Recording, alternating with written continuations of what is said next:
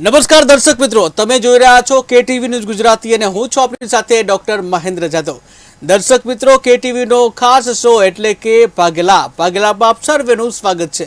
અમને પણ ખબર છે કે તમે ભાગ્યલાભના શોની રાહ જોઈને બેઠા હશો કે અમને ભાગ્યલાભનો શો શરૂ થાય અને અમે પોતાના પ્રશ્ન પૂછીએ.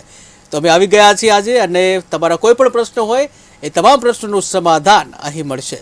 એ પ્રશ્નો તમારા હોઈ શકે છે, સ્વાસ્થ્યને લગતા પ્રશ્નો હોઈ શકે છે કે પછી તમારા અભ્યાસને લગતા પ્રશ્નો હોઈ શકે છે. જો યુવાનો હોય તો દાંપત્ય જીવનના પણ પ્રશ્નો હોઈ શકે છે, વડીલોના પણ પોતાના ખાસ પ્રશ્નો હોઈ શકે છે, સંપત્તિના પ્રશ્નો હોઈ શકે છે. આવા અનેક પ્રશ્નો હોય. આ તમામ પ્રશ્નોનું સમાધાન કરવામાં આવશે એટલે કે ભાગ્યલાભમાં, જેમાં જ્યોતિષ શાસ્ત્ર અનુસાર તમારી તમામ સમસ્યાઓ છે, તમામ સમસ્યાઓનું સમાધાન કરવામાં આવે છે. જ્યાં આપણે દરરોજ સોમવારથી શુક્રવાર આ 5 દિવસ આપણે મળતા હોઈએ છીએ, જ્યાં 3:30 થી 4:30 કલાક દરમિયાન આપણે મળતા હોઈએ છીએ. તમારા તરફથી અસંખ્ય ફોન કોલ આવતા હોય છે અને તમામ દર્શક મિત્રો જેઓના જે પણ ફોન કોલ આવતા હોય છે તેઓને યોગ્ય માર્ગદર્શન પણ આપવામાં આવતું હોય છે. આ સાથે જ એક દર્શક મિત્ર જોડાઈ ગયા છે. હલો, હાજી નમસ્કાર.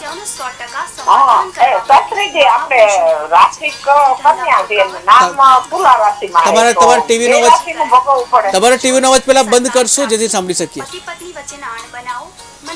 ટીવીનો અવાજ. જી, હવે પૂછો. હલો, તો સંપર્ક તૂટી ગયો છે શાસ્ત્રીજી. જ્યાં દર્શક. હાજી નમસ્કાર. આપણે કહું રાશિ કન્યા રાશિ આવે છે અને નામ તુલા રાશિમાં છે, તો બે રાશિનું ભોગવવું પડે. બિલકુલ જી શાસ્ત્રીજી. અગત્યની વાત છે જન્મની રાશિ. જન્મની રાશિ જે હોય એ રાશિના જે પણ ગોચરના અને જન્મના ગ્રહો હોય એ તમામ ભોગવવા પડતા હોય છે. તેની સાથે સાથે નામ રાશિની અસર સામાન્ય રહેતી હોય છે, પણ જ્યારે કોઈક વિશેષ કાર્ય કરવાના હોય, કોઈ મુહૂર્ત ઇત્યાદિ કાર્ય કરવાના હોય ત્યારે હંમેશા જન્મ રાશિને જ હંમેશા પ્રાધાનિકતા આપવી જોઈએ. કેમ કે જન્મની રાશિ છે એ પ્રાધાનિકતા છે. જન્મના રાશિના આધાર પર જ મનુષ્યના વિચાર, વાયુ અને વાણીનું વર્તન હોય છે. જી શાસ્ત્રીજી. તો શાસ્ત્રીજી, દર્શકો છે તેઓના અનેક કોલ હોય છે અને આપણે દરેક દર્શક મિત્રો છે તેઓના જવાબ પણ આપતા હોય છે અને તમારા તરફથી ખાસ રેમેડી બતાવવામાં આવે છે અને મને આશા છે કે દર્શક મિત્રો આ તમામ રેમેડી છે એને ફોલો કરતા જ હશે અને તેઓને ઈચ્છિત ફળ પણ મળતું હશે. આ સાથે જ શાસ્ત્રીજી, આપણે જે દરરોજ અવનવી જે વાતો કરતા હોય છે, ધાર્મિક વાતો હોય, જન્મકુંડળીની વાતો હોય, તમામ વાતો આપણે કરતા હોય છે. કેટલાક દર્શક મિત્રો અમને જણાવી રહ્યા હતા કે જન્મકુંડળીના આ જે 12 સ્થાનો છે એના વિશે ચર્ચા કરવાની વાત હતી. તો શાસ્ત્રીજી, દર્શક મિત્રો જાણવા માંગે છે કે જન્મકુંડળીના જે 12 સ્થાન, જેને 12 ભાવ પણ કહેવામાં આવે છે, જેમાં 6થું સ્થાન જે છે શત્રુ અને આરોગ્યનું સ્થાન છે કહેવામાં આવે છે. દર્શક મિત્રો એના વિશે જાણવા માંગે છે. જી. જગતગુરો નમસ્તુભ્યમ શિવાય શિવદાય ચ યોગીન્દ્રાણાંચ યોગીન્દ્ર ગુરુણામ ગુરવે નમઃ. તમામ વિદ્યાના અધિપતિ ભગવાન શિવજીના ચરણોમાં નમસ્કાર. આજે એક સુંદર પ્રશ્ન હતો કે નામ રાશિ અને જન્મ રાશિ બંને અલગ અલગ હોય તો બંનેનું અલગ અલગ પરિણામ મળે કે એક જ પ્રાપ્ત થાય? અને તેનો આધારભૂત જ આજનો આપણો વિષય છે કે ભાઈ આપનો વિષય કયો છે? તો ભાઈ સ્થાન સાથે સામાન્ય તિથિવાર, નક્ષત્ર, યોગ અને કરણ પંચાંગ દ્વારા જ્યોતિષ શાસ્ત્ર નિર્માણ છે. તેમાં સવિશેષ 12 રાશિનું મહત્વ છે અને દરેક રાશિના પોતાના ગુણધર્મ છે.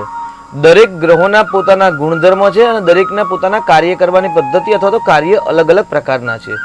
તે જ પ્રમાણે કુંડલીની અંદર 12 ભાવ છે, 12 સ્થાન છે અને દરેક સ્થાનનું અલગ અલગ મહત્વ છે. કોઈ પણ વ્યક્તિનો જે પ્રશ્ન આવે છે એ પ્રશ્ન કયા આધાર પર જવાબ આપતા હોઈએ તો જ્યોતિષ શાસ્ત્ર, આપણે પહેલા પણ વાત કરી ભાઈ કોઈ જાદુ ચમત્કાર નથી, પરંતુ કેવલ ગણિત શાસ્ત્ર છે અને ગણિતનો આધાર સ્તંભ છે સિદ્ધાંત પર છે. એટલે દરેકના સિદ્ધાંત છે એટલે 7 વાર છે, 16 તિથિ, 27 નક્ષત્રો અને 27 યોગ અને 7 + 4 = 11 તાત્કાલિક કરણ.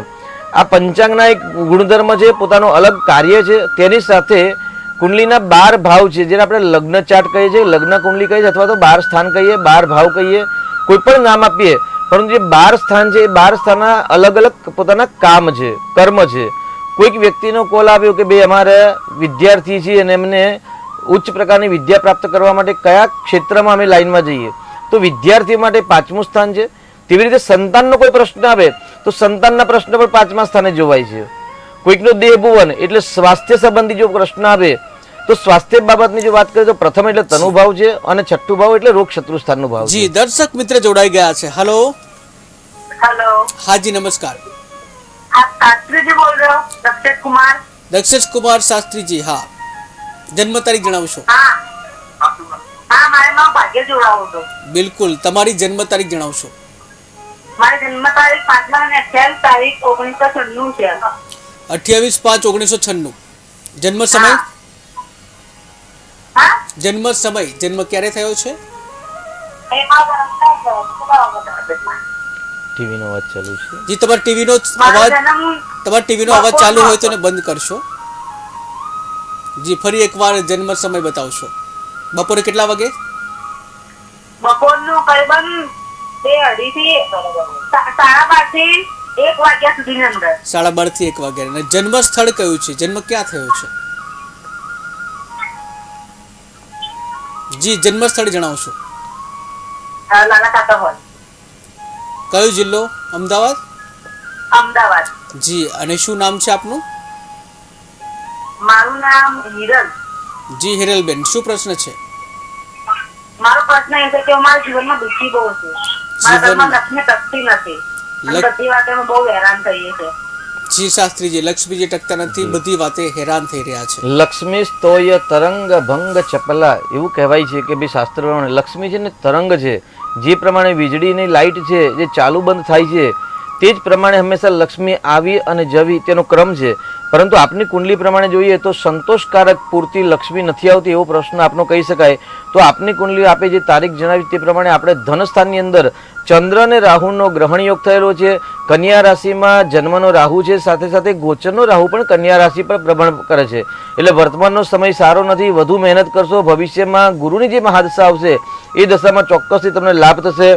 આપને ભાગ્યસ્થાનનો માલિક છે મંગળ છે, અને મંગળ સ્વગ્રહી છે, પરંતુ બુધના સાથે છે. એટલે બુધ અને મંગળ જે શત્રુગ્રહ છે, જડત્વ યોગ છે, જેના કારણે ભાગ્ય સંપૂર્ણ સાથ આપતો નથી. સાચી દિશામાં પ્રયત્ન કરશો અને ગણેશજીની ઉપાસના કરશો, જરૂરથી આપનું ભાગ્ય અને ધનના જે પ્રશ્નો છે ધીરે ધીરે હલ થતા જણાશે. જી શાસ્ત્રીજી, તો શાસ્ત્રીજી આપણે છઠ્ઠું સ્થાન જી, કે જે આરોગ્યનું, રોગ સ્થાનનું અને શત્રુનું સ્થાન છે. જી. જી એટલે સામાન્ય દરેક સ્થાનના અલગ અલગ કાર્ય છે. તેમાંથી છઠ્ઠા સ્થાન વિશે આપણે સામાન્ય માહિતી પ્રાપ્ત કરીશું. ભાઈ છઠ્ઠા સ્થાનથી કઈ વસ્તુ જોવાય, અથવા તો કોઈના રોગના પ્રશ્ન આવે તો કયા સ્થાનથી જોવાય, નોકરીના પ્રશ્ન હોય તો કયા સ્થાનથી જોવાય, મોસાળના પક્ષા એટલે મામા માસીનું જે સુખ છે તે કેટલા માત્રામાં છે તે પણ આપણે છઠ્ઠા સ્થાનથી જોઈ શકાય. તેની સાથે આપણે આગળ વાત કરીએ તો જે દૈનિક વ્યવસાય કરે છે તો દૈનિક વ્યવસાય પણ ક્યાંથી જોવાય, તો પણ એ છઠ્ઠા સ્થાનથી જોવાય છે. તેની સાથે આપણે આગળ વાત કરીએ તો કોર્ટ કચેરીના જે પ્રશ્નો છે તો પણ છઠ્ઠા સ્થાનથી જોવાય. એટલે જીવનની અંદર છઠ્ઠું સ્થાન બહુ અગત્યનું છે, કેમ કે છઠ્ઠું સ્થાન આપણે જ્યોતિષ પ્રમાણે અને વૈદિક જ્યોતિષ પ્રમાણે એને ખાડાનું સ્થાન કહે છે. 6, 8 અને 12 આ જે 3 સ્થાન છે એ ખાડાના સ્થાન કહેવાય છે. તે છતાં પણ છઠ્ઠું સ્થાન, 7મું સ્થાન ને 8મું સ્થાન છે એ આધ્યાત્મિક જગત માટે અતિ ઉત્તમ કહેવાય છે. કે ભાઈ છઠ્ઠું સ્થાન જેનું બળવાન હોય અને 7મું સ્થાન બળવાન બને, અથવા તો 8મું સ્થાન બળવાન બને, અને જો 3 સ્થાનના સંબંધ શુભ ગ્રહ સાથે બનતા હોય, શુભ યુતિમાં હોય, અથવા તો શુભ ગ્રહો સાથે પ્રતિયુતિમાં હોય, અથવા તો જે સ્થાનના જે માલિક છે અથવા જે કારક છે એ શુભત્વ સ્થિતિમાં હોય તો ચોક્કસથી તેમનું જીવન ઉત્તમ પ્રકારનું હોય છે. આધ્યાત્મિક ક્ષેત્રની અંદર 100% આ 3 સ્થાન જેના મજબૂત હોય તે લોકો સારામાં સારા ધાર્મિક હોય છે, ચેરિટી કરતા હોય છે, ધર્મની અંદર દાન કરતા હોય છે, પરદેશ નિવાસ કરતા હોય છે, અથવા તો પરદેશથી પુષ્કળ માત્રામાં ધન સંપત્તિ પ્રાપ્ત કરતા હોય છે. 8મા સ્થાનને પાતાળ લોક પણ કહી શકાય છે. તો ગુપ્ત, અદ્રશ્ય, અચાનક ધન લાભ થાય. 6ઠ્ઠા સ્થાનને ઇન્વેસ્ટ એટલે લાંબા સ્થાન માટે ઇન્વેસ્ટ એટલે જે શેર બજારનું કાર્ય કરે છે તેમના માટે પણ લાંબા ગાળા માટે જો ઇન્વેસ્ટ કરવાનું હોય તો ઇન્વેસ્ટ માટે પણ હંમેશા છઠ્ઠા સ્થાનને જ બહુ મહત્વ આપવામાં આવ્યું છે. કારણ કે છઠ્ઠું સ્થાન ને 8મું સ્થાન છે. છઠ્ઠું સ્થાન ઇન્વેસ્ટ છે લાંબા ગાળે, અને 8મું સ્થાન છે એ અચાનક લાભ અને અચાનક નુકસાન આપે છે. એના સાથે આપણે મૃત્યુ લોક પણ કહીએ છીએ. બે અચાનક મૃત્યુ અથવા તો મૃત્યુ તુલ્ય કષ્ટ પીડા એ અષ્ટમ ભાવથી જોવાય છે. એટલે છઠ્ઠા સ્થાનનું સવિશેષ મહત્વ છે. આપણા શરીરની અંદર કેન્દ્ર બિંદુ જે નાભી બિંદુ હોય છે તે જ પ્રમાણે આ કુંડલીની અંદર 12 સ્થાનોની અંદર 7મા સ્થાનને આપણે કેન્દ્ર બિંદુ પણ કહેવાતા હોય છે. એટલે 7મા બિંદુ સાથે મૂલાધાર ચક્રનો વાસ છે. એટલે ત્વમ મૂલાધાર સ્થિતોષિ નિત્યમ, એટલે ત્યાં આગળ ભગવાન શ્રી મહાગણેશનું નિવાસ સ્થાન છે. હવે જે વ્યક્તિની કુંડલીમાં છઠ્ઠું સ્થાન બળવાન છે તે વ્યક્તિ હંમેશા શત્રુઓ પર પોતાનો પ્રભાવ રાખે છે. કેવા ગ્રહ દ્વારા બળવાન થાય છે એ બહુ મહત્વની વસ્તુ છે. જો શુક્ર ગ્રહ દ્વારા જ્યારે છઠ્ઠું સ્થાન બળવાન થતું હોય અને છઠ્ઠા સ્થાનમાં શુક્ર ઉચ્ચ રાશિનો બનતો હોય એટલે મીન રાશિનો બનતો હોય ત્યારે કયા સ્થાનનો માલિક બને? તો ભાઈ 8મા સ્થાનનો માલિક થઈ અને છઠ્ઠા સ્થાનમાં જ્યારે આવે ત્યારે હંમેશા બળવાન બનતા હોય છે. અને લગ્નેશ થઈને છઠ્ઠા સ્થાનમાં શુક્ર આવે ત્યારે એવા વ્યક્તિ હંમેશા લક્ઝુરિયસ લાઈફ ભોગવતા હોય છે. તમામ પ્રકારના સુખ સંપત્તિ સાધન વૈભવ ભોગવતા હોય છે. લક્ઝુરિયસ કાર ઇત્યાદિ ભોગવતા હોય છે. જ્યારે તુલા રાશિનો શુક્ર સ્વગ્રહી હોય ત્યાં આગળ તો પણ એ લોકો મનગમતા પાત્ર સાથે વિવાહ થાય, લગ્ન સંબંધ સાથે બીજા લગ્નેતર પર સંબંધ બનતા હોય છે અથવા તો 2 લગ્ન થતા હોય છે. અને તેમાં જો રાહુ સાથે યુતિ પ્રતિયુતિ હોય તો ચોક્કસ તેમનું લગ્ન જીવન દર્શિત પણ થતું હોય છે. એટલે છઠ્ઠા સ્થાનમાં કયા ગ્રહનો પ્રભાવ છે એ પણ બહુ મહત્વની વાત છે. જી દર્શક મિત્રો જોડાઈ ગયા છે. હલો हेलो हाँ जी नमस्कार. हाँ सर, मैं पूछ रहा हूँ मेरे योग के बारे में पूछना हूँ. जन्म तारीख जણાવશો આપની જન્મ તારીખ? मेरी जन्म तारीख है 16/12/1993. 16/12/1993. જન્મ સમય કયો છે? जन्म समय 6:45 6:45 સવારે કે સાંજે? સાંજના જામનગર. સાંજે જામનગર. અને શું નામ છે આપનું? जिग्नेश. જિગ્નેશભાઈ શું પ્રશ્ન છે આપનો? मैं मेरे योग માટે પૂછું છું. લગ્ન યોગ ક્યારે છે જી શાસ્ત્રીજી? લગ્ન થયા નથી જિગ્નેશભાઈ, અને લગ્ન ક્યારે થશે? જિગ્નેશભાઈ, પતિ પત્નીના સ્થાનનો માલિક આપની કુંડલીમાં બૃહસ્પતિ ગ્રહ છે અને પતિ પત્નીના સ્થાનમાં જ મંગળ અને સૂર્યની યુતિ, જેને અંગારક યોગ પણ કહી શકાય છે. અને મંગળ છે ને એ અસ્તનો થઈ ગયો છે. સૂર્યના સૌથી નજીક જે ગ્રહ આવે તે પોતાનું જે પ્રભુત્વ છે, પાવર છે, ગુમાઈ બેસતા હોય છે. એટલે આગળ માંગલિક કુંડલી છે તો મંગળનું નિરાકરણ કરાવશો. અને 2025માં ગુરુ મહારાજ મિથુન રાશિમાં પરિભ્રમણ કરશે એટલે જરૂરથી 25 અને 26ના સમયગાળાની અંદર આપનો સંપૂર્ણ વિવાહ યોગ બને છે. આપની મકર રાશિ છે અને શુભ નવપંચમ યોગ છે, એટલે વર્તમાનમાં પણ લગ્ન યોગ ચાલુ છે. એટલે ગુરુનું અને મંગળનું નિરાકરણ કરાવશો ચોક્કસથી આ વર્ષે આપણા લગ્ન થવાની સંભાવના પ્રબળતા છે. જી શાસ્ત્રીજી. શાસ્ત્રીજી, જે આપણો પહેલો જ પ્રશ્ન આવ્યો હતો રાશિ અને નામ વિશે, તો એક પ્રશ્ન એ પણ ઉદ્ભવે છે કે રાશિ પ્રમાણે જ નામ રાખવા જોઈએ અને રાશિ પ્રમાણે નામ રાખીએ આપણે તો એનાથી શું ફાયદો થાય? જો નામ ન રાખીએ તો શું ગેરલાભ થઈ શકે? જી, સર્વશાસ્ત્ર આમ જોઈએ તો જે આપણે દૈનિક રાશિ ભવિષ્યની જ્યારે વાત કરતા હોઈએ, ભાઈ રોજનું જે રાશિ ભવિષ્ય આવે છે નક્ષત્ર આધારિત પર હોય છે. તેવી રીતે વૈદિક જ્યોતિષ પરંપરા પર એવું કહેવાય છે કે ભાઈ વ્યક્તિનું નામ હંમેશા નક્ષત્રના આધીન હોવું જોઈએ. જી દર્શક મિત્ર જોડાઈ ગયા છે. હલો મારે પૂછવાનું છે, અમારે આશુતોષ નામ છે, આશુતોષ પરેશભાઈ. આશુતોષભાઈ ની જન્મ તારીખ જણાવશો? 20/8/2019. 20/8/2019. જન્મ સમય કયો છે? જન્મ સમય રાત્રે 10:33 અને 58 સેકન્ડ. જી રાત્રે 10:21 જી 10:33 અને 58 સેકન્ડ. જન્મસ્થળ ખંભાળિયા. જી. અને શું પ્રશ્ન છે આશુતોષભાઈ નો? એમનું ભવિષ્ય કેવું રહેશે? એમ ભવિષ્ય કેવું રહેશે જી શાસ્ત્રીજી? જી, બહુ જ ચિંતા કરવા જેવી નથી, કેમ કે ભાગ્યનો માલિક બળવાન થાય છે અને ભાગ્યેશ પણ બળવાન થાય. એટલે જ્યારે ભાગ્યેશ અને ભાગ્ય બળવાન થાય ત્યારે હંમેશા સાચી દિશામાં જે પ્રયત્ન કરવામાં આવે તો હંમેશા સફળતા મળતી હોય છે. ક્યારેક ગ્રહો શુભત્વ હોય પરંતુ જો સંગ સારો ન હોય, દિશા ઉત્તમ ન હોય તો પણ અસફળતા મળે. ભાગ્યસ્થાનની અંદર કેતુ ને શનિની યુતિ છે એટલે હંમેશા સંઘર્ષથી જ ભાગ્ય થશે. અને પરાક્રમ સ્થાનની અંદર જે રાહુ છે તો ખોટા પરાક્રમ, ખોટા સાહસ, ખોટા મિત્રો ન હોય તો ચોક્કસથી આ ભાઈનું ભાગ્ય સારું છે. અને સાથે સાથે અંશાત્મક નામક કાલસર્પ યોગ બની રહ્યો છે, તેનું નિરાકરણ કરાવજો જેથી તેમની જે બુદ્ધિ છે એ બુદ્ધિ કુમાર્ગે ન જાય, તેની સાવચેતી અને માવજત રાખવાની આવશ્યક છે. જી શાસ્ત્રીજી. શાસ્ત્રીજી, જે પ્રશ્ન હતો કે રાશિ પ્રમાણે નામ શું મહત્વ છે? જી, એટલે સર્વપ્રથમ તો આપણે જાણીએ કે ભાઈ નામ કેવી રીતે રખાય. તો વૈદિક જ્યોતિષ પ્રમાણે એવું કહેવાય ભાઈ નામ છે હંમેશા નક્ષત્રના આધાર પર હોય છે.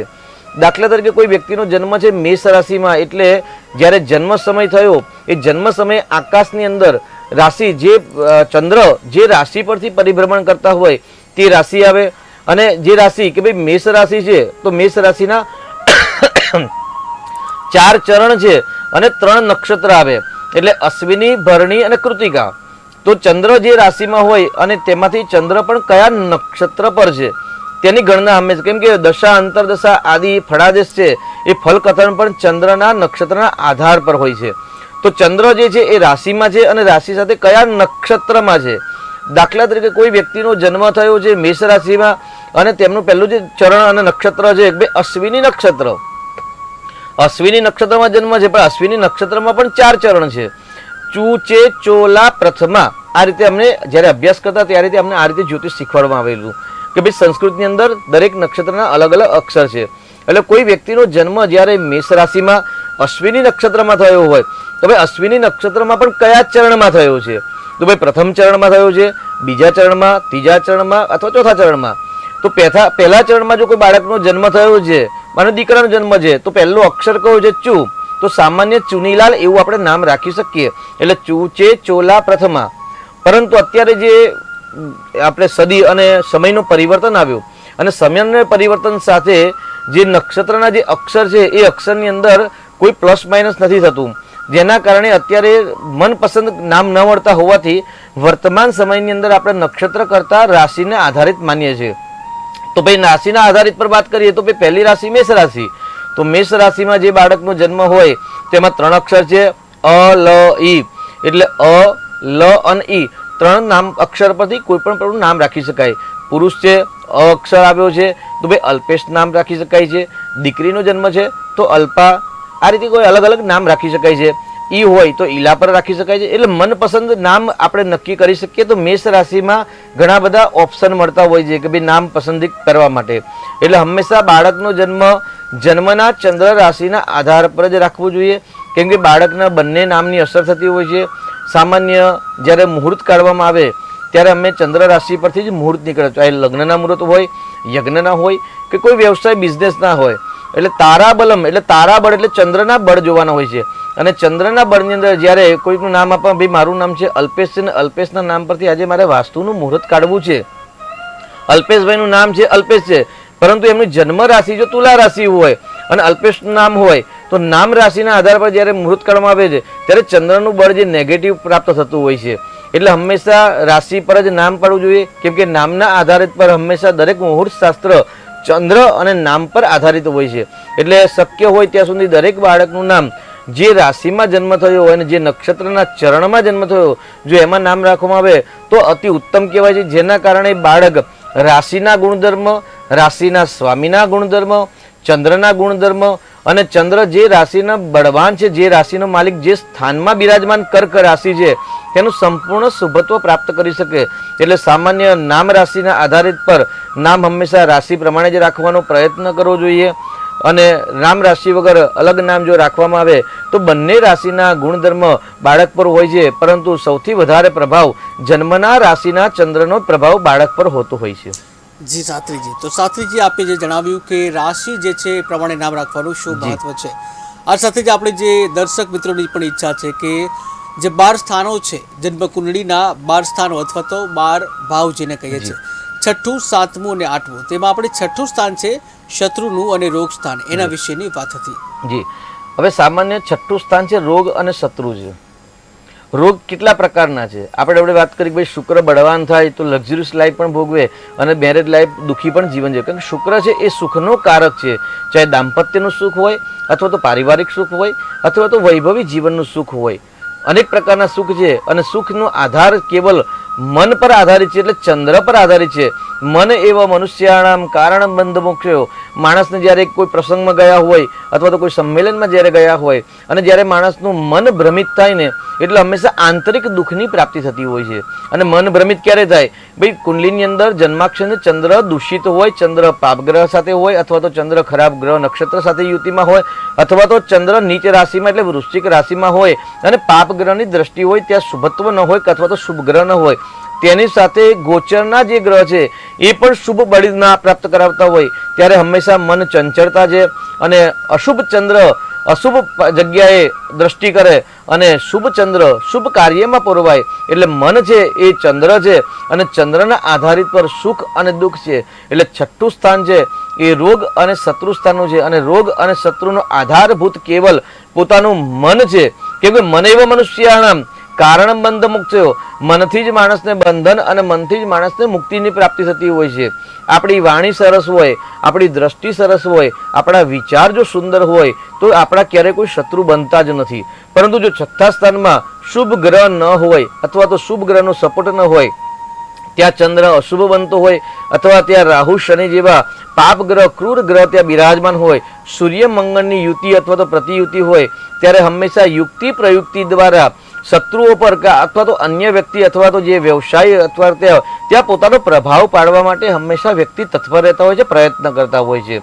છઠ્ઠા સ્થાનમાં જ્યારે રાહુ હોય અથવા શનિ હોય અને સૂર્ય હોય તો હુકુમત જેવી, એટલે બીજાના પર પોતાનો પ્રભાવ પાડવો, બીજા વ્યક્તિને કેવી રીતે આપણે દાબી અને પોતાના કંટ્રોલમાં કરવું, યુક્તિ પ્રયુક્તિ દ્વારા પોતાના લાભ કેવી રીતે પ્રાપ્ત કરવા, તેવા પ્રયત્ન હંમેશા છઠ્ઠા સ્થાન દ્વારા વ્યક્તિ કરતા હોય છે. એકલું છઠ્ઠું સ્થાન નહીં, સાથે સાથે લગ્ન, લગ્નેશ, ચંદ્ર અને સૂર્ય, સુદર્શન ચક્ર અને સુદર્શન લગ્ન પ્રમાણે પણ ત્યાં આધારિત હોય છે. પરંતુ શત્રુનું સ્થાન છે, શત્રુ વધારવા અથવા શત્રુ ઘટાડવા તેનો મૂળ આધારભૂત છે એ છઠ્ઠું સ્થાન છે. છઠ્ઠા સ્થાનમાં કોર્ટ કેસ પણ હોય છે. કોર્ટ કેસનો મતલબ એટલે સામાન્ય જ્યારે કોર્ટ કજિયાની આપણે વાત કરીએ એટલે આપણા દિમાગની અંદર કેવલ નેગેટિવ ઉત્પન્ન થતી હોય છે. પરંતુ ક્યારેક પોઝિટિવ કાર્ય માટે પણ, સારા કાર્ય માટે પણ કોર્ટ કચેરીમાં જવાનું હોય છે. સામાજિક કાર્યો માટે પણ, સમાજની સેવા માટે, ઉત્તમ કાર્ય માટે પણ, સમાજના ન્યાય માટે પણ કોર્ટમાં જવાની જરૂર હોય છે. તો છઠ્ઠા સ્થાનમાં જો શુભ ગ્રહનો પ્રભાવ હોય અને સાથે સૂર્ય એટલે રાજાના ગ્રહ સાથે સૂર્ય ગુરુ જેવા શુભ યોગના સંયોગ હોય અથવા તો શુભ ગ્રહની યુતિ પ્રતિયુતિ અથવા તો દ્રષ્ટિ હોય, ત્યારે હંમેશા સારા કાર્ય માટે પણ કોર્ટમાં જવાનું થતું હોય છે. અને જ્યારે રાહુ શનિ ઇત્યાદિ જ્યારે અશુભ યુતિમાં હોય, અશુભ સ્થિતિમાં હોય, ખરાબ નક્ષત્ર અધિપતિમાં હોય અથવા તો શત્રુ નક્ષત્ર અધિપતિમાં હોય, ત્યાં પાપ ગ્રહની જ્યારે દ્રષ્ટિ હોય ને ત્યારે કોર્ટમાં જવાના પણ કેસ બનતા હોય છે. એટલે છઠ્ઠું સ્થાન છે એ કોર્ટનું સ્થાન છે. પરંતુ કોર્ટની અંદર જો પાપ ગ્રહ હોય તો અશુભ કર્મના દંડ રૂપે જવાનું હોય છે. જ્યારે શુભ કર્મ હોય, શુભ ગ્રહ હોય ત્યારે શુભ કર્મ માટે હંમેશા કોર્ટમાં જવાનું હોય. એટલે છઠ્ઠા સ્થાનને આપણે કોર્ટ કચેરી પણ કહીએ છીએ અને ક્લેશ કંકાસ કજિયા પણ કહીએ છીએ. આપણે સોસાયટીઓમાં રહેતા હોય અમદાવાદ જેવા શહેરમાં, બરોડા, સુરત ઇત્યાદિ, રાજકોટ ઇત્યાદિ શહેરોમાં, ત્યારે હવે ઘર પહેલાં લાંબા ઘર હતા, હવે અત્યારે ઊંચાઈ પર જવા માંડ્યા.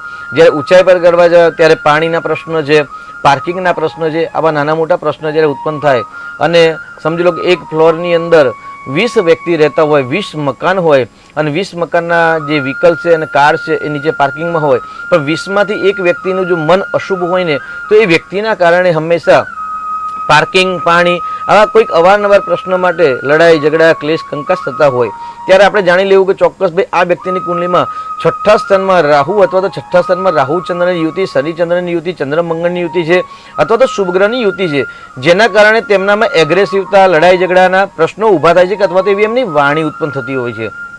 એટલે સામાન્ય છઠ્ઠું સ્થાન છે એ કોર્ટ કજિયા અને કંકાસ ક્લેશ કંકાસનો પણ કારણભૂત હોય છે.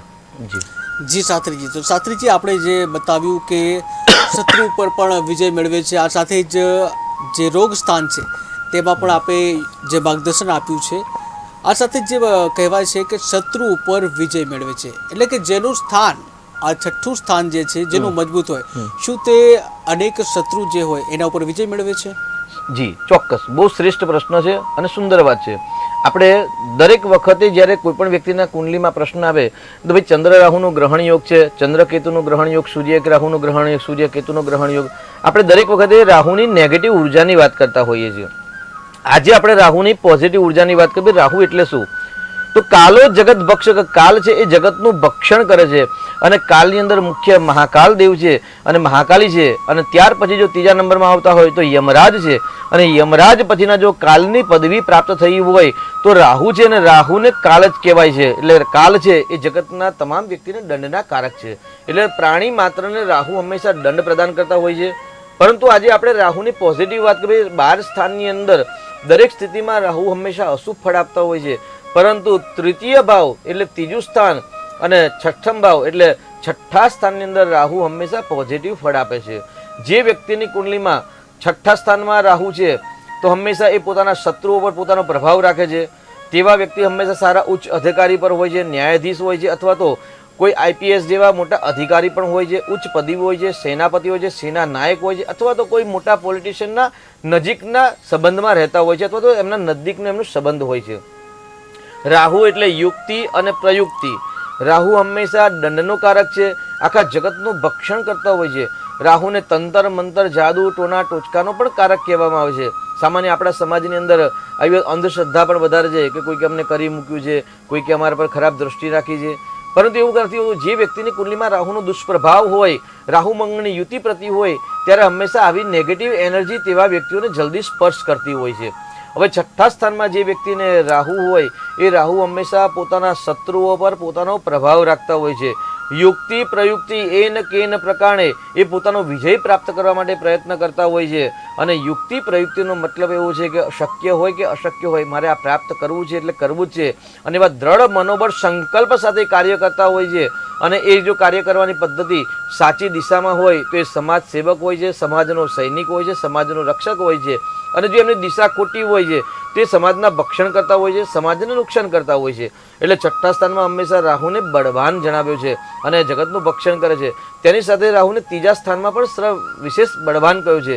કેમ કે ત્રીજું સ્થાન છે એ પરાક્રમનું સ્થાન છે, ત્રીજું સ્થાન છે સહોદરનું સ્થાન છે, ત્રીજું સ્થાન છે ભાઈ બહેનનું સ્થાન છે. જે વ્યક્તિની કુંડલીમાં ત્રીજા સ્થાનમાં રાહુ પોઝિટિવ સ્થિતિમાં હોય છે તે લોકો હંમેશા પોતાના ભાઈ બહેનનું રક્ષણ કરતા હોય છે. તેમના સમાજની અંદર, સોસાયટીની અંદર તેમનું માન વર્ચસ્વ હોય છે અને તેમનામાં ડેરિંગ ડેસિંગનો પાવર હોય છે. એ સાહસી હોય છે, પરાક્રમી હોય છે. તેની સાથે જો મંગળ અને સૂર્યનો સંબંધ હોય, જો મંગળનો સંબંધ હોય અને સૂર્યનો સંબંધ બને તો ચોક્કસ તે રમતગમતનામાં ક્ષેત્રની અંદર એ બહુ જ ઉચ્ચ કક્ષાએ હોય છે. જેમ કે આપણે સચિન તેંડુલકરથી દરેક જે રોહિત શર્મા, વિરાટ કોહલી ઇત્યાદિ જે પણ જે સારા સારા ક્રિકેટરો છે, જો આપણે એમની કુંડલીનું જો આપણે રિસર્ચ કરીએ તો બધાની કુંડલીની અંદર સફળ અને યશ પ્રતિષ્ઠા કીર્તિયુક્ત જે ક્રિકેટરો છે, જો આપણે એમની કુંડલીનો અભ્યાસ કરીએ અને જો રિસર્ચ કરીએ તો તેમની કુંડલીની અંદર હંમેશા ત્રીજું સ્થાન અને પાંચમું સ્થાન બળવાન હોય છે. કારણ કે ત્રીજું સ્થાન પરાક્રમનું સ્થાન છે, ત્યાં રાહુનો સંબંધ હોય તો સૈનિક સેના નાયક હોય, અને મંગળનો સંબંધ હોય તો લોહીનો સંબંધ હોય તો સારા સૈનિક પણ હોઈ શકે અને સારા ક્રિકેટર પણ હોઈ શકે છે. અને પાંચમું સ્થાન છે એટલે સૂર્ય સાથે સંબંધ, એટલે સૂર્ય મંગળ અને રાહુનો સંબંધ હોય તો સારામાં સારા એ ક્રિકેટર બની શકે છે, સારામાં સારા સ્પોર્ટ્સ રમતગમતના ક્ષેત્રની અંદર એ પોતાની કીર્તિ અને કેરિયર બનાવતા હોય છે. એટલે ત્રીજા સ્થાનમાં રાહુ એક સાહસ અને પરાક્રમનું સ્થાન છે, નિડરતા આપે છે, નિર્ભયતા આપે છે. છઠ્ઠા સ્થાનમાં જેને રાહુ હોય એ ક્યારેય કોઈ વ્યક્તિથી ડરતા નથી, કારણ કે નિર્ભયતા હોય છે. અને જે નિર્ભય વ્યક્તિ છે અને જેમની મતિ સન્માર્ગે પ્રેરિત થઈ છે એ ચોક્કસ સમાજના રક્ષક બનતા હોય છે. એટલે છઠ્ઠા સ્થાનની અંદર રાહુને બળવાન કહેવામાં આવે છે. પરંતુ જો નેગેટિવ હોય તો હંમેશા એ બળવાન રોગિષ્ઠ પણ બનાવે. આજે પ્રાતઃકાલની અંદર 84ની સાલની કુંડલી આવી હતી અને હંમેશા દરેક સ્થાનમાં જે આપણે વાત કરીએ, છઠ્ઠા સ્થાનથી આ જોવાય, સાતમા સ્થાનથી પતિ પત્નીનું સુખ જોવાય, આઠમા સ્થાનથી મૃત્યુનું જોવાય, નવમું સ્થાન ભાગ્ય જોવાય, દસમું સ્થાન જે કેવા પ્રકારના કાર્ય કરશે એ જોવાય, ચોથા સ્થાનમાં કેવા પ્રકારના સુખ ભોગવશે એ કહી શકીએ. હવે આપણે રાશિની વાત કરીએ છીએ, ગ્રહોની વાત કરીએ છીએ, સાથે સાથે ગ્રહોની કેવી યુતિ છે એની વાત કરીએ છીએ. પરંતુ એ સ્થાનના એક પોઈન્ટ છે કે ભાઈ જન્મ સમય એ ગ્રહ જે છે, સ્થાન છે, અને સ્થાનમાં રહેલી રાશિ છે એ કેટલા પોઈન્ટ મેળવે. તો આજે એક કુંડલી આવી હતી સવારે, એ છઠ્ઠા સ્થાનમાં 36 પોઈન્ટ મેળવતા હતા. એટલે 36 પોઈન્ટ મેળવતા હતા એટલે મેં કહ્યું ત્રીજા સ્થાનની અંદર રાહુ વૃષભ રાશિનો રાહુ હતો, એટલે મીન લગ્નની કુંડલી હતી અને ત્રીજા સ્થાનમાં રાહુ વૃષભ રાશિનો અને છઠ્ઠા સ્થાનમાં એ પોઈન્ટ મેળવતા હતા. જ્યારે ભાગ્ય સ્થાનમાં 18 જ પોઈન્ટ હતા. એટલે મેં કહ્યું ચોક્કસથી ભાઈ તમે કોઈક મોટી બીમારી ભોગવી રહ્યા એવું લાગી રહ્યું છે. તો પહેલાં તો એમણે કહ્યું કે ના એવી કોઈ બીમારી નથી. ત્યાર પછી કહ્યું કે ભાઈ લોહીની બીમારી છે. એટલે છઠ્ઠા સ્થાન બળવાન બની ગયું, છઠ્ઠું સ્થાન.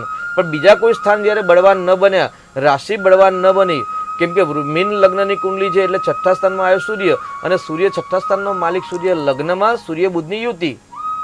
સૂર્ય છે એ 8 ડિગ્રીના હતા અને જ્યારે બુધ છે એ 22 ડિગ્રી, એટલે સૂર્યને મળીને બુધ આગળ ગયા. એટલે છઠ્ઠા સ્થાનનો માલિક જ્યારે લગ્નમાં આવ્યો અને લગ્ને જ દૂષિત થઈ ગયું એટલે ચોક્કસ મેં કહ્યું તમને કોઈક વિકાર એટલે લોહી ઇત્યાદિની કોઈક સમસ્યા છે. ત્યાર પછી એમણે વાત કરી કે અમને લોહીની સમસ્યા છે, શરીરમાં લોહી બનતું નથી અને બધા અનેક પ્રયત્ન કર્યા, મેડિકલ રિપોર્ટ કરાવ્યા તો પણ લોહીનો પ્રશ્ન છે. ડૉક્ટરે લોહી બનવા માટે જે પણ દવાઓ છે એ બધી દવાઓ પણ આપી, ફ્રૂટ્સ ખાવાનું ઇત્યાદિ બધી વાત કરી, તે છતાં પણ બનતું નથી. તો પછી એમને મેં સ્પેશિયલ કહ્યું કે ભાઈ આ પ્રમાણે 36 પોઈન્ટ મળે છે, એટલે સૌથી વધારે પોઈન્ટ મળે છે એટલે સ્થાન બળવાન થાય છે. એટલે ક્યારેક ક્યારેક અમુક સ્થાન બળવાન બનવાથી રોગ શત્રુ ઉત્પન્ન થતા હોય છે. તેના લેવલમાં જો 10મું સ્થાન બળવાન બને, ભાગ્યસ્થાન એટલે 9મું સ્થાન અને 11મું સ્થાન જો બળવાન બનતું હોય અને સાથે જો 6ઠું સ્થાન બળવાન બનતું હોય ને તો સારામાં સારા એ દૈનિક આવક ધરાવતા હોય. દાખલા તરીકે અત્યારે ભાઈ ડીમાર્ટ જે મોલ છે એ દૈનિક આવકનો મોલ છે. એવા જેટલા મોલ ચાલે છે અને મોટા શેઠ કહેવાય, તો મોટા શેઠ એટલે દૈનિક આવક એ હાજર ન હોવા છતાં પણ તેમની રોજિંદી આવક ચાલુ રહે. તો ચોક્કસથી ડીમાર્ટ જેવા મોલ, જે મોટા મોટા મોલ છે, એ મોલના જે ઓનરો છે, જો આપણે એમની કુંડલી જો તપાસ કરવામાં આવે તો ચોક્કસથી તેમની કુંડલીમાં પણ 6ઠું સ્થાન બળવાન થતું હોય. કેમ કે વ્યક્તિ કામ ન કરે તે છતાં પણ ડેલીની આવક એટલે નિત્ય આવક થતી હોય. તેની સાથે આપણે પ્રોવિઝન સ્ટોરની વાત કરીએ અથવા તો દૂધની વાત કરીએ, ભાઈ દૂધનો જે વેપાર કરતા હોય ડેરીનો, તેમની વાત કરીએ, એમની સ્થાનમાં પણ કુંડલીમાં 6ઠું સ્થાન બળવાનું હોય. પ્રોવિઝન સ્ટોરની સ્થાનમાં પણ 6ઠું સ્થાન બળવાનું હોય. આથી જે રોજિંદા વ્યવસાય કરે તેમની સ્થાનમાં પણ 6ઠું સ્થાન બળવાનું હોય. પરંતુ કેટલી માત્રામાં બળવાન છે એ બહુ મહત્વનું છે. એટલે જ્યારે 6ઠું સ્થાન વધારે બળવાન બને ત્યારે હંમેશા મોટા મોટા મોલના માલિક બનતા હોય છે. જ્યાં રોજની આવક થતી હોય એવા સ્થાનના તે માલિક બને ત્યારે સમજો ચોક્કસ તેવી વ્યક્તિની કુંડલીમાં 6ઠું સ્થાન અને 10મું સ્થાન અને 11મું સ્થાન પ્રબળ યોગ કરતા હોય અથવા તો પરિવર્તન યોગ કરતા હોય, શુભ ગ્રહની યુતિ હોય અને શુભ ગ્રહ સાથે જ્યારે સંબંધ ધરાવતા હોય એટલે ચોક્કસથી એ લોકોને પુષ્કળ માત્રામાં ધન સંપત્તિની પ્રાપ્તિ થતી હોય. એટલે દૈનિક જીવનની અંદર હંમેશા 6ઠ્ઠા સ્થાનનું પણ બહુ જ મહત્વ છે. જો પોઝિટિવ હોય તો મોસાળનું સુખ સારું આપે, હંમેશા ન્યાયાધીશ બનાવે, તટસ્થ બનાવે, રોગ શત્રુથી દૂર રાખે. અને જો નેગેટિવ બનતા હોય તો દૈનિક આવકની અંદર મુસીબત ઉત્પન્ન થાય, શરીરની અંદર સ્વાસ્થ્યના પ્રશ્ન રહે, કોઈ પણ અકારણ પણ શત્રુ ઊભા થતા હોય અને માનસિક હેરાન પરેશાન થતી હોય. એટલે જીવનની અંદર 6ઠું સ્થાન આપણા માટે બહુ જ અગત્યની અને મહત્વની ભૂમિકા ભજવે છે. જી શાસ્ત્રીજી, તો આપણે 6ઠ્ઠા સ્થાન વિશે જે માહિતી આપી, આ સાથે જ જે કહેવાય છે કે આ 12 ભાવ છે, આ 12 ભાવનું આપણા શરીરમાં પણ ક્યાંક ને ક્યાંક સ્થાન રહેલું છે. તો 6ઠ્ઠું સ્થાન છે આપણા શરીરમાં કયું સ્થાન છે, શું મહત્વ છે? જી, બહુ મહત્વનો પ્રશ્ન છે.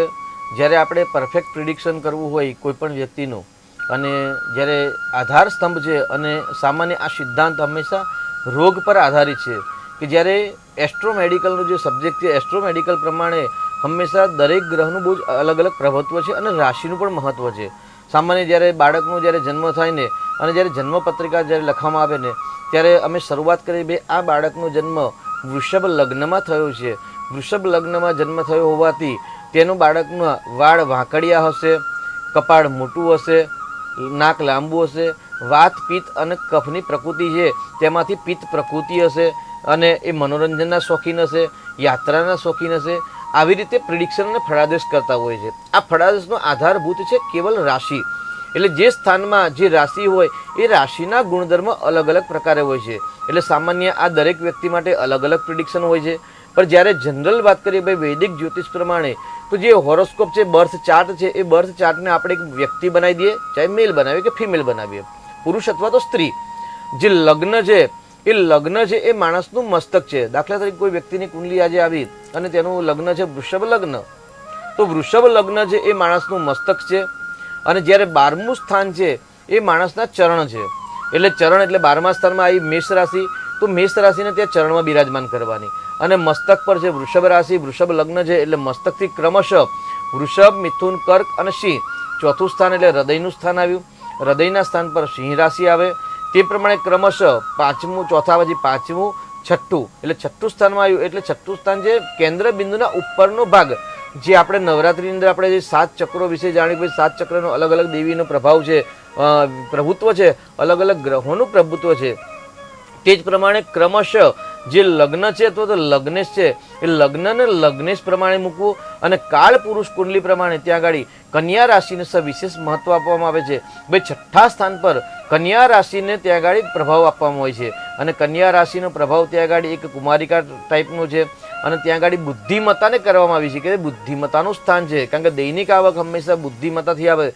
કોર્ટ કજિયા પર હંમેશા બુદ્ધિમત્તાથી થાય. લડાઈ ઝઘડા પણ હંમેશા બુદ્ધિમત્તાથી થાય. બુદ્ધિ કુ હોય અથવા તો સદબુદ્ધિ. એટલે 6ઠ્ઠા ચોથા સ્થાન સાથે હંમેશા કન્યા રાશિનો પણ એક પ્રભાવ છે અને ક્રમશઃ લગ્ન પ્રમાણે પણ આપણે રાશિ મૂકી શકીએ. તેની સાથે એ સ્થાન બને એટલે 7મું સ્થાન જે આવ્યું એ મધ્ય કેન્દ્ર બિંદુ આવ્યું, 8મું સ્થાન 9મું સ્થાન જે જંગાનું સ્થાન આવ્યું અને 10મું સ્થાન છે ઘૂંટણ છે અને 12મું સ્થાન જે પગ છે. એટલે આ રીતે જે લગ્ન કુંડલી બર્થ ચાર્ટ છે એક આખો એક પુરુષની આકૃતિ બનાવવામાં આવે છે અને પુરુષની આકૃતિ પ્રમાણે ત્યાં આગળ રાશિ મૂકવાની હોય છે. રાશિ પ્રમાણે જ્યાં સ્થાન ગ્રહો છે એ ગ્રહ મૂકી અને તે અંગ પર કયા અંગ પર કઈ રાશિ છે અને કયા અંગ પર કયા ગ્રહ બિરાજમાન છે, એ ગ્રહની અને રાશિની સ્થિતિ કેવી છે તેના આધાર પર એવા વ્યક્તિને આ રોગ થયો છે તો આ રોગમાંથી એમને મુક્તિ મળશે કે નહીં અને મળશે તો કયા ઉપચાર કરવા. તો આયુર્વેદિક પ્રમાણે જે રાશિ હોય ને જે ગ્રહ હોય એ રાશિ અને ગ્રહના આધાર પર જે વનસ્પતિ હોય, સામાન્ય આપણે ઉદાહરણ તરીકે વાત કરીએ કે ભાઈ અપામાર્ગ કન્યા રાશિ આવી તો કન્યા રાશિને ભાઈ સમજી લો કે ભાઈ એમને મસ્તિષ્કની બીમારી છે તો મસ્તિષ્કની બીમારીમાંથી મુક્તિ મેળવવા માટે શું કરવું? તો ભાઈ અપામાર્ગનું મૂળ્યું છે, અપામાર્ગની જે વનસ્પતિ આવે છે એ અપામાર્ગની વનસ્પતિ બુધના નક્ષત્રની અંદર આમંત્રણ આપી નિમંત્રણ આપી અને જે લાવવાની જે શાસ્ત્ર પ્રમાણે જે પ્રક્રિયા છે એ પ્રક્રિયા પ્રમાણે એને આમંત્રણ આપી લાવી અને જડીબુટ્ટીનું જ્યારે લેપ કરવામાં આવે તો મસ્તિષ્કની પીડામાંથી મુક્તિ મળતી હોય છે. સામાન્ય કોળ ઉગવા એટલે સામાન્ય ચામડી પર વ્હાઈટ ચામડી થઈ જવી, એવા કુષ્ઠ રોગાદી જો રોગ થયા હોય, ચામડીના કોઈ રોગ થતા હોય અથવા તો ફોડસી ઇત્યાદિ જ્યારે રોગ થતા હોય ને ત્યારે પણ જો આ સ્થાન પ્રમાણે કન્યા રાશિનું જ્યારે પ્રભુત્વ આવતું હોય અથવા તો મિથુન રાશિનું પ્રભુત્વ આવતું હોય, કારણ કે બુધ છે એ ચામડીનો કારક છે. હંમેશા સંબંધ યાદ રાખો કયા ગ્રહનો સંબંધ કયા અંગ પર છે. ગુરુ ચરબીનો કારક છે, લોહીનો કારક મંગળ છે, શનિ છે ઇન્દ્રિયોનો કારક છે. તો કયા રોગ છે, કયા ગ્રહના આધારિત રોગ છે અને કયા રાશિના આધારિત દૂષિત ગ્રહ થાય છે. એટલે 6ઠું સ્થાન રોગ સ્થાનનું છે. તો એ સ્થાન પર હંમેશા ચામડીના ફોડસી જેવા રોગ થતા હોય ત્યારે હંમેશા બુધને પણ ધ્યાન રાખો બુધની સ્થિતિ કેવી છે. લોહી એટલે મંગળ, તો મંગળની સ્થિતિ પણ કેવી છે. મંગળની સ્થિતિ પોઝિટિવ ન હોય તો હંમેશા લોહીના વિકારના કારણે પણ રોગ થતા હોય. તો અપામાર્ગ એટલે બુધની સંવિધા છે ચામડીના માટે, જ્યારે મંગળના પ્રશ્ન આવતા હોય તો અર્ક પલાશ ખદીર નામની એટલે આપણે ખદીર નામની જે વનસ્પતિ છે એ મંગળની સંવિધા છે. તો એનો જો ઉપચાર કરવામાં આવે તો પણ ચોક્કસથી સારામાં સારું પરિણામ પ્રાપ્ત થાય. ચંદ્ર માનસિક બુદ્ધિ અશાંત છે, માનસિક સમસ્યા છે, માનસિક રોગ છે કે ગાણપણ છે કે પાગલપણું છે, જો આવી સમસ્યા હોય તો ચંદ્રની પણ સંવિધા લઈ શકાય. ચંદ્ર એટલે પલાશ. આપણા જૂના જમાનાની અંદર દરેકના મન સારા રહેતા હતા. એનું બહુ શ્રેષ્ઠ કારણ છે કે જ્યારે આપણે જ્યાં થાળી વાડકીની જ્યારે ઉપયોગ લોહપાત્ર અથવા તો કાંસાના પાત્ર જ્યારે ઉપલબ્ધ નહોતા ત્યારે હંમેશા એ વખતે ખાખરાના પાનની અંદર જમણવાર કરતા હતા. જૂના જમાનામાં જો મહેન્દ્રભાઈ આપને પણ ખ્યાલ હશે કદાચ કે પડિયા અને પતરામ જમતા, એ પડિયા જે બનતા ને એ ખાખરાના પાનમાંથી બનતા અને ખાખરાને આપણે ચંદ્રની સંવિધા એટલે પલાશ કહેવાય. અને ખાખરાના પાનની અંદર અથવા તો કેળના પાન, આજે આપણા સાઉથની અંદર જો જોઈએ ને તો ત્યાં કેળના પાનની અંદર જમણવાર થાય છે. તો ખાખરાના પાનની અંદર ભોજન કરવાથી ચંદ્ર જો દૂષિત હોય ને તો ચંદ્રનું અશુભ ફળ શાંત થાય છે અને માનસિક શક્તિની વૃદ્ધિ થાય છે, પરિવારમાં પ્રેમ વધતો હોય છે. અને જ્યારે કેળના પાનમાં જો ભોજન કરવામાં આવે તો યશ પ્રતિષ્ઠા જ્ઞાનની વૃદ્ધિ થતી હોય છે. એટલે પૂર્વ જમાનામાં પહેલાંના જમાનામાં મેં પણ જોયેલું છે ને મેં પણ ભોજન કરેલું છે ખાખરાના પાનની અંદર. તો ખાખરાના પાનની અંદર ખાખરાની વનસ્પતિનું જો સેવન કરવામાં આવે અથવા તો એના દ્વારા જે ઉપચાર કરવામાં આવે તો ચંદ્રની લગતી જે સમસ્યાઓ છે તેમાંથી પણ મુક્તિની પ્રાપ્તિ થતી હોય છે. એટલે 6ઠું સ્થાન સાથે કયા રાશિનો સંબંધ છે, તેમાં કયા ગ્રહનો સંબંધ છે અને એ ખાસ કરીને રોગ માટે આ જે ઉપચાર છે એ રોગ માટે કે કેવા પ્રકારના રોગ મનુષ્યને થઈ શકે છે, કેવા પ્રકારના રોગ થાય તો કેવા પ્રકારના ઉપચાર કરવા, કયા રેમેડી કરવી, ગ્રહ નક્ષત્રની પૂજા શાંતિ કરવી, સાથે કયા વનસ્પતિની દવા કરવી. આ રીતે જો પ્રોપર ગાઈડ પ્રમાણે જો ઉપચાર કરવામાં આવે તો ચોક્કસથી કેન્સર જેવા ભયંકર રોગ હોય તો પણ એમાંથી આપણને મુક્તિની પ્રાપ્તિ થતી હોય છે. જી શાસ્ત્રીજી, તો શાસ્ત્રીજી આપણે જે વાત કરી 6ઠા સ્થાને દરેક જે સ્થાન છે એનો કારક ગ્રહ હોય છે. તો દર્શક મિત્રો એ પણ જાણવા માંગે છે કે 6ઠું સ્થાન છે એનો કારક ગ્રહ કયો છે અને કેવી રીતે લાભ થઈ શકે. સામાન્ય આપણે આ બહુ સબ્જેક્ટ બહુ લાંબો છે. કારક, બાધક અને મારક 3 પ્રકારના ગ્રહ હોય છે અને સ્થાન સાથે નથી હોતા પરંતુ લગ્ન સાથે હોય છે. ભાઈ ચર લગ્ન છે, અગ્નિ તત્વનું લગ્ન છે, પૃથ્વી તત્વનું લગ્ન છે અથવા તો વાયુ તત્વનું લગ્ન છે. કયા લગ્ન છે? ચર લગ્ન છે, સ્થિર લગ્ન છે અથવા તો દ્વિસ્વભાવ લગ્ન છે. લગ્નના આધાર પર હંમેશા મારક, કારક અને બાધકનું આપણે નિર્માણ કરતા હોઈએ છીએ. એટલે ભાઈ મેષ લગ્નનું એટલે અગ્નિ તત્વ, સિંહ રાશિ તો અગ્નિ તત્વ અને ધનુ રાશિ તો અગ્નિ તત્વ. દ્વિસ્વભાવ ચર રાશિ તો ભાઈ મેષ રાશિ છે, ચર સ્થિર એટલે વૃષભ રાશિ સ્થિર રાશિ છે જ્યારે મિથુન રાશિ એ દ્વિસ્વભાવ રાશિ છે. એટલે રાશિના આધાર પર ચર લગ્ન કયા લગ્ન છે, લગ્નના આધાર પર હંમેશા કારક મારક અને બાધકનું આપણે નક્કી કરતા હોય છે. એટલે એ સબ્જેક્ટ કરતાં આપણે મુખ્ય વસ્તુ એ હોય છઠ્ઠું સ્થાન કાળ કુંડલી પ્રમાણે કન્યા રાશિ આવે અને કન્યા રાશિનો માલિક બુધ છે. એ બુધ એ બુદ્ધિમત્તા છે, વાણિજ્યનું કારક છે. એટલે જો બુધ અશુભત્વ આપે તો હંમેશા દૈનિક આવક ન આવે, દૈનિક જીવનની અંદર સંપૂર્ણ સુખની પ્રાપ્તિ ન થાય. એટલે આપણે બુધને મહત્વ આપવું અને છઠ્ઠું સ્થાન બળવાન કરવા માટે હંમેશા છઠ્ઠા સ્થાનના દાન કરવા જોઈએ, કોઈ રત્ન ધારણ કરવા જોઈએ નહીં. આ બહુ સમજવા જેવું પોઈન્ટ છે. ભાઈ છઠ્ઠું સ્થાન બળવાન કરવું હોય તો તે સ્થાનમાં જે રહેલી રાશિ છે અથવા તે સ્થાનમાં રહેલો જે ગ્રહ છે એ ગ્રહનું દાન કરવું, ચાહે કારક હોય, ચાહે મારક હોય અથવા તો એ બાધક હોય. કારક મારક બાધક કોઈ પણ પ્રકારના ગ્રહ હોય તો એનો શ્રેષ્ઠ ઉપાય છે કેવલ એનું દાન કરવું અથવા તો તે જે ગ્રહના અધિપતિ દેવતા છે એ દેવતાની ઉપાસના આરાધના કરવી. જેમ કે આપણે વાત કરીએ ભાઈ તો બે રાશિ છે, કેમ કે સિંહ અને કર્ક રાશિ એટલે સૂર્ય અને ચંદ્ર આ બે ગ્રહ એવા છે જે એક જ રાશિના માલિક છે. પરંતુ તે સિવાય તમામ પ્રકારના જે ગ્રહો છે એ દ્વિરાશિ ભોગવે છે. એટલે ભાઈ મંગળ છે તો બે રાશિનો માલિક છે, મેષ રાશિ અને વૃશ્ચિક રાશિ. તો એવો પ્રશ્ન થાય કે ભાઈ છઠ્ઠા સ્થાનના પણ માલિક બનતા હોય અને બીજા કોઈ પણ સ્થાનના માલિક બનતા હોય તો કયા ઉપાય કરવો? તો સામાન્ય જે પ્રથમ રાશિ હોય એ પ્રથમ રાશિના અધિપતિ દેવતાની ઉપાસના કરવી. વૃષભ રાશિ છે, છઠ્ઠા સ્થાનમાં વૃષભ રાશિ આવે તો એની સાતમી રાશિ છે ભાઈ, સાતમી રાશિ કઈ તો તુલા રાશિ, તો એ લાભ સ્થાનમાં આવે. તો લાભ સ્થાન તો હંમેશા બળવાન કરવો જ પડે, કારણ કે જો લાભ ન થાય તો જીવન સુંદર ન વ્યતીત થાય.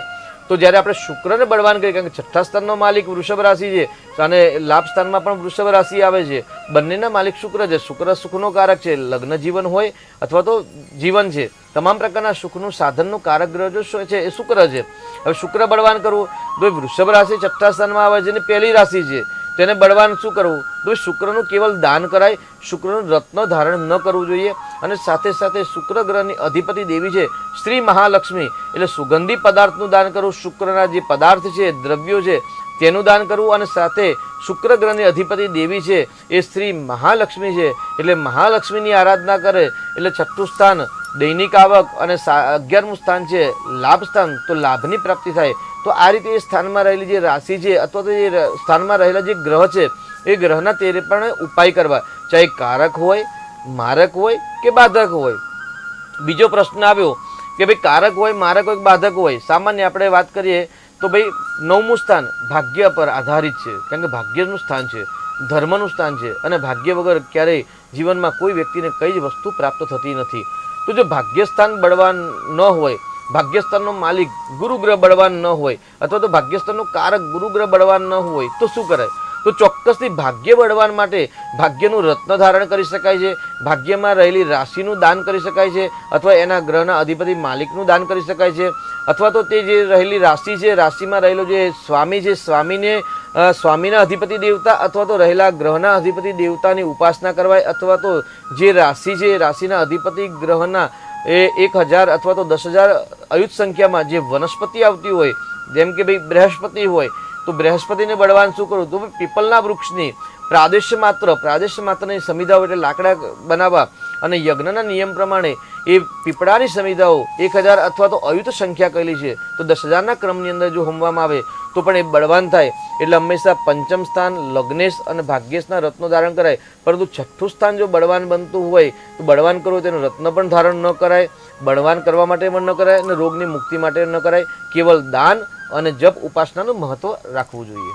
જી બિલકુલ શાસ્ત્રીજી આજે આપે જે છઠ્ઠા સ્થાનનું જે માર્ગદર્શન આપ્યું છે ખૂબ જ સરસ માર્ગદર્શન કે જ્યાં દરેક દર્શક મિત્રોને ખૂબ જ સરળતાથી સમજાય એ રીતનું આપે માર્ગદર્શન આપ્યું છે.